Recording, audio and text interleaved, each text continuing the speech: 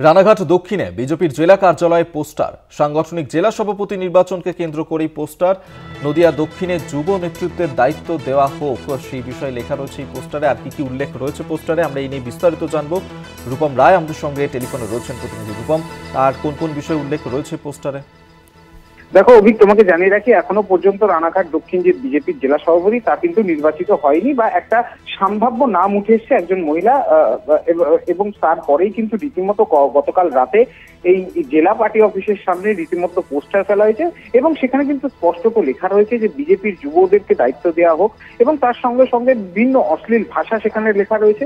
শুধু তাই নয়, একেবারে জেলা পার্টি অফিসের গেটে একাধিক এই পোস্টার পড়াকে কেন্দ্র করে রীতিমতো চাঞ্চল্য চলেছে রানাঘাটে। শুধু তাই নয়, এই পোস্টারকে ঘিরে একদিকে যখন বিভিন্ন রকম রাজনৈতিক চর্চা শুরু হচ্ছে, সেখান থেকে কিন্তু তৃণমূলের ওপর অভিযোগ করেছে বিজেপি। তারা জানাচ্ছে তৃণমূল এই ঘটনা ঘটিয়েছে। এই বিষয়ে কিন্তু বিজেপির যিনি মুখপাত্র রয়েছেন রানাঘাট দক্ষিণের সোমনাথ কর, তিনি পুরোপুরি স্পষ্টত একেবারে অভিযোগ করেছে বিজেপির তরফ থেকে যে তৃণমূল এসব কাজ করেছে।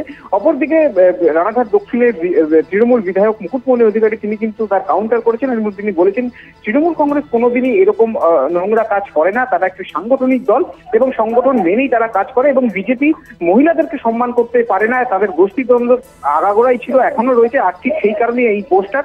যদিও এই পোস্টার ঘিরে রীতিমতো এখন রাজনৈতিক টানাপোড়েন চলছে একে অপরকে, অর্থাৎ শাসক বিরোধী দুই শিবিরই কিন্তু দুজনকে বুঝতে পিছপা হচ্ছে না।